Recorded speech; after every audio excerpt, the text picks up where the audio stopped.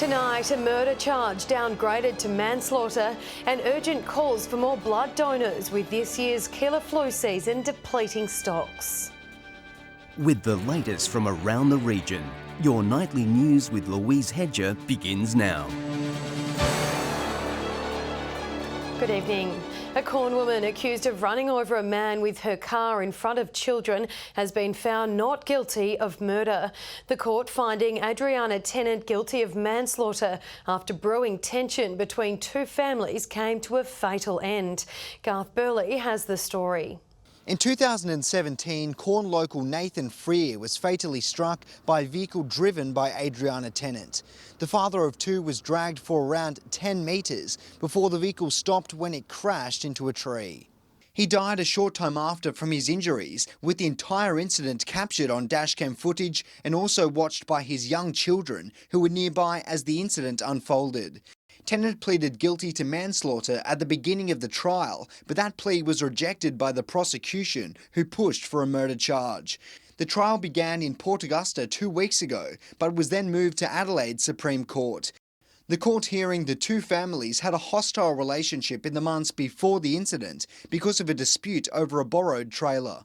Justice Trish Kelly telling the court that while Tennant's driving was dangerous, it is unlikely she deliberately crashed into the tree and that it was consistent with a loss of control, saying there was a number of reasons why she wasn't satisfied beyond reasonable doubt that the incident amounted to the crime of murder. Instead, finding Tennant guilty of the lesser charge of manslaughter by an unlawful and dangerous act. Adriana Tennant has been remanded in custody and it's expected she'll be sentenced next month. 3 men are on the run following a robbery at the Wailarupina Football Club, which occurred around 11:30 yesterday morning. Police say the offenders stole a large coin machine before fleeing in a stolen Honda sedan. The car later recovered by police at a Whyalla Stewart address.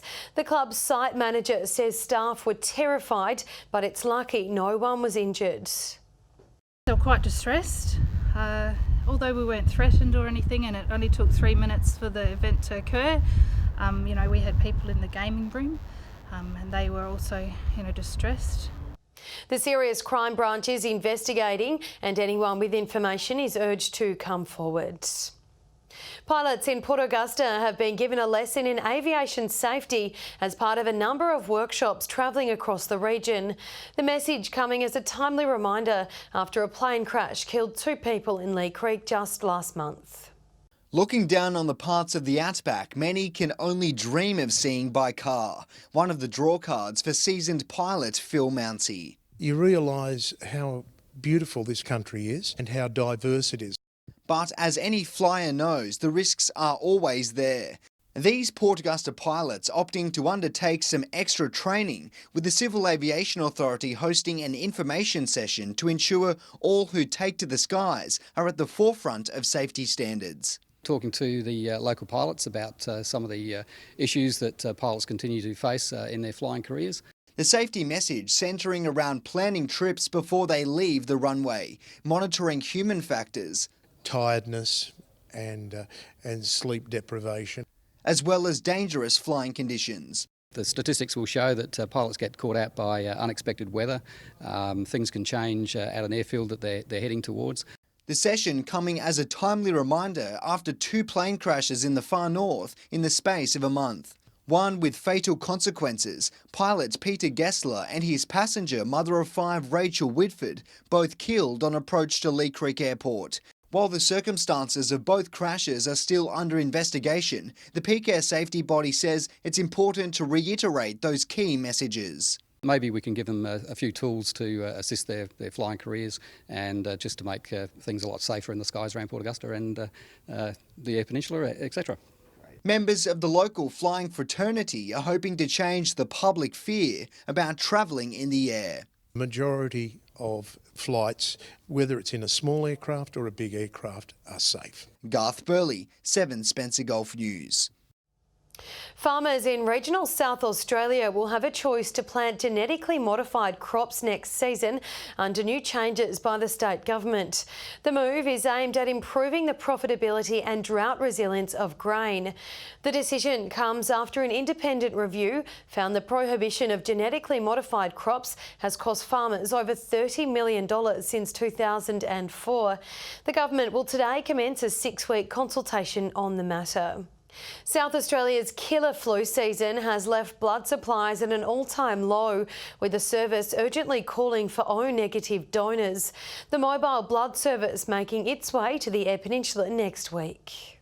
Grant Woods is rolling up his sleeves to make a difference. The Port Lincoln local, a regular giver during the Red Cross blood drive. It's just something you can give to the community, back to the community, and it's all, a way of volunteering and just feeling good about yourself when you give to others. The Mobile Blood Donation Centre heading to Port Lincoln next week. The team encouraging everyone to get on board and make a difference. It's the second time this year the service has rolled up to the coastal town. When you go in to the blood bank, if you're a first-time donor, they totally screen you and also give you an indication of what your blood type is. Grant has AB positive blood, meaning his plasma can be transfused to other patients with different blood types. The Red Cross sending out text messages to donors when it uses their blood. There's a myriad of reasons why your blood is required at different times, and also trauma with road accidents and all that sort of thing as well.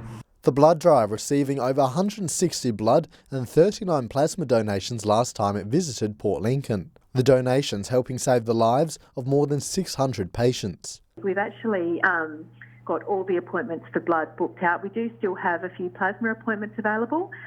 So if people are interested in donating plasma, then they can call 13 14 95. We'd love to hear from them. Nathan Regter, 7 Spencer Golf News. Still to come tonight, access for all on Whyalla Beach now a step closer to reality, and parts of the Spencer Gulf shiver through a chilly weekend. Welcome back. Port Lincoln State Emergency Service has been put through its paces, with the team taking part in a mock rescue challenge. The scenario helping to better prepare volunteers for real-life emergencies. Stuck in rough terrain with a broken leg, this man yells out to attract attention. SES crews quickly responding, helping to lift and carry him to safety. The mock challenge helping build teamwork and coordination among rescue teams. I think it went really well tonight. The team did really well with all the different changes that happened along the way. They found the 2 casualties really well and their casualty handling was good. Rescue teams receiving a call out to Port Lincoln's National Park. With limited information, these volunteers work through rough terrain, with increasing time pressures to find a man suffering from a heart attack. The main challenge was there was a lot of lack of information, and we purposely did it that way so they weren't sure that what they were stepping into, and they'd have to improvise as new information came along. We found a casualty on the ground unconscious. Unfortunately, their injuries didn't match up to the heart attack, but we did spend too much time on that. The team splitting up at a fork in the road, missing another casualty who was hidden underneath a tree. Not until crews received more information from Central Command did they realise there was someone else who needed urgent assistance. Because I was wearing obviously some pretty plain coloured clothes, at first the crews managed to miss where I was hiding, or where I was sitting, and they walked straight past me and found the second casualty. And then they've found me on there once I backtracked. The challenge recreating a similar scenario that teams underwent in May at the State Rescue Challenge, helping rescuers learn new skills and understand how to manoeuvre themselves and their equipment in rough terrain with limited light. We can get called out at any time of the day or night, so it's important, as well as having our skills up to scratch in any day-to-day scenario, as well as being able to do it in the dark. Nathan Regter, 7 Spencer Golf News. Port Lincoln and Cummins have been nominated for this year's South Australian Agriculture Town Awards. The 2 cities will go up against some stiff competition, with Cleve, Cowell and Kimber also nominated from the Eyre Peninsula. Port Lincoln was nominated for its work in sustainable practices within the fishing industry, while Cummins was recognised for its large cropping and livestock production. An independent panel will announce the winner later this year. Regional councils are being urged to apply for new funding aimed at protecting our coastlines. Allocations of up to $1 million are available to help reduce the risk of erosion, flooding and sand dune drift. It's part of $52 million in coastal funding by the state government over the next 4 years. It says a healthy coastline can have huge benefits for regional communities. Applications will close in 3 weeks' time. The new Accessible Beach program in Whyalla is a step closer to reality, with the project expected to start by summer. Locals are excited by the prospects the program offers and are ready to spend their summer on the sand. Whyalla is paving the future of accessible beaches. Now many are looking forward to this summer on the sand. Yeah, I can't wait for summer. The beach mats will be amazing and I can get down onto the sand and see the water. The Beach Access Group, founded 5 years ago, starting with an idea to ensure Whyalla's foreshore is open for all. Opened up my eyes and a lot of people's eyes to a lot of inclusiveness issues in Whyalla and how to make it a more inclusive place for everyone, the whole town. Along with community fundraisers, the Access Group worked on educating those on the importance of beach access. Lots of fundraising throughout the community and raising lots of awareness throughout the community as well.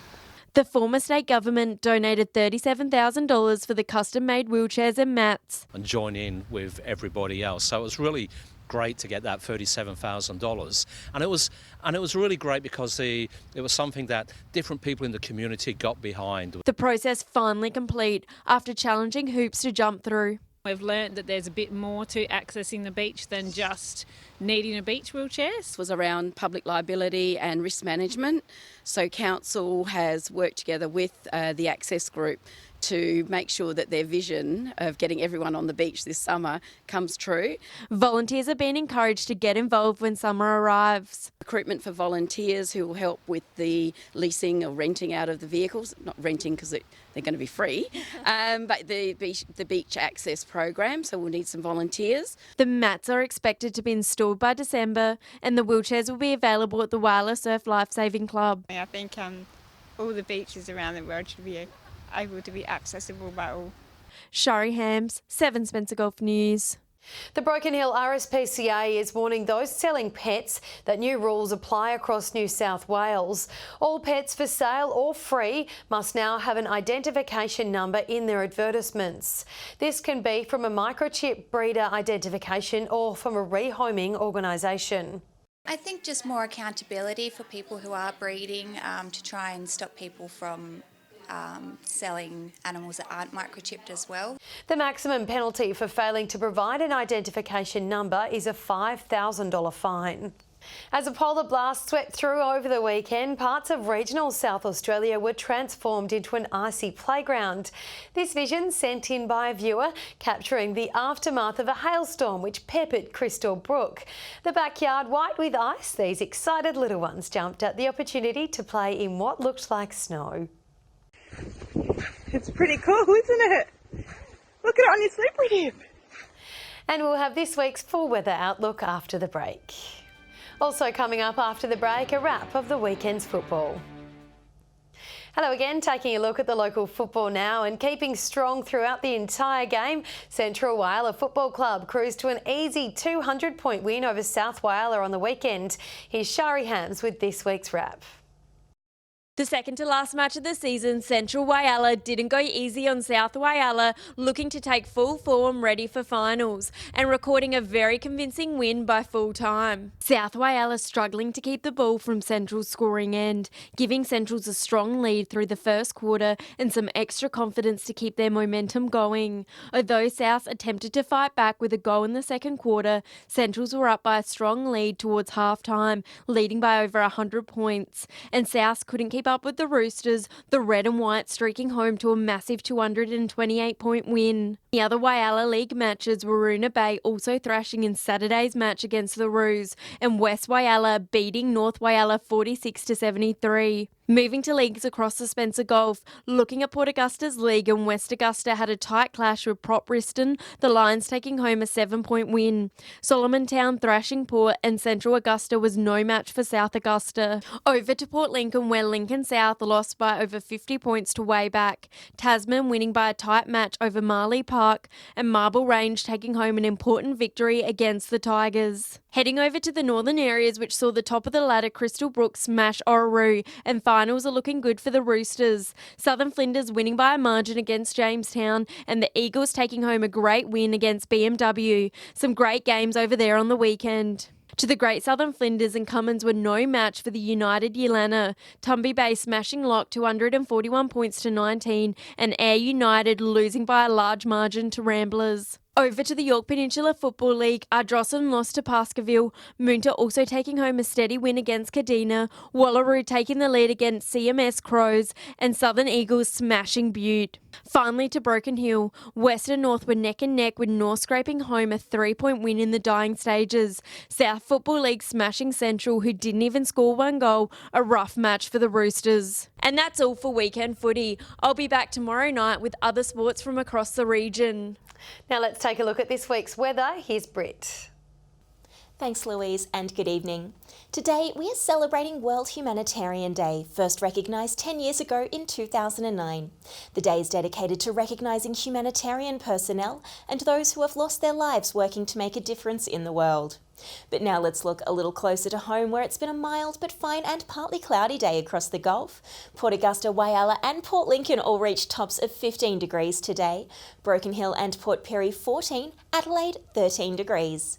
To today's satellite images, where we can see speckled cloud about the region, with a ridge of high pressure keeping the area to our north mostly clear. On the waters, westerly winds at 15 to 25 knots with seas up to 2 metres. The sun will rise at 6:55 tomorrow morning with sunset at 5:52 in the evening. It's looking to be another mostly fine day with possible showers over some parts. Port Augusta expecting a top of 19 degrees, Whyalla partly cloudy and 18, Woodna and Broken Hill both looking fine and 17, Coffin Bay also 17 with a 30% chance of showers, Port Pirie, Cleve and Kadina all fine with tops of 16, Port Lincoln also looking at a maximum of 16 degrees with a little more cloud cover, Corn and Adelaide both 15 with possible showers for the latter, Clare looking rainy tomorrow with a top of 12 degrees. Moving ahead through the week now, with showers expected at Port Lincoln on Wednesday, a top of 17 degrees, fine and partly cloudy conditions Thursday and Friday. Cleve, cloudy with a slight chance of showers on Wednesday, 17 the top, Thursday looking partly cloudy, Friday bright and sunny. Woodna also with a chance of showers on Wednesday and a top of 18 degrees, heavy cloud cover on Thursday, Friday looking sunny. Whyalla and Port Augusta both looking cloudy on Wednesday with tops of 18, fine and partly cloudy on Thursday with warmer and sunnier conditions on Friday. Kadina, possible showers on Wednesday, a top of 16 degrees, Thursday partly cloudy, sun on Friday. A medium chance of showers at Port Pirie on Wednesday, 16 the top, looking cloudy on Thursday with sunny conditions on Friday. Clare, showers and a top of 13 on Wednesday, a cloudy Thursday ahead of a mostly fine day on Friday. And finally to Broken Hill with fine and partly cloudy conditions expected through the remainder of the week. And Louise, that brings us to the end of the forecast. Lovely, thank you for that, Britt. And that's your local news this Monday. Thank you for joining us today. We'll have updates later, but until then, enjoy your evening. Good night.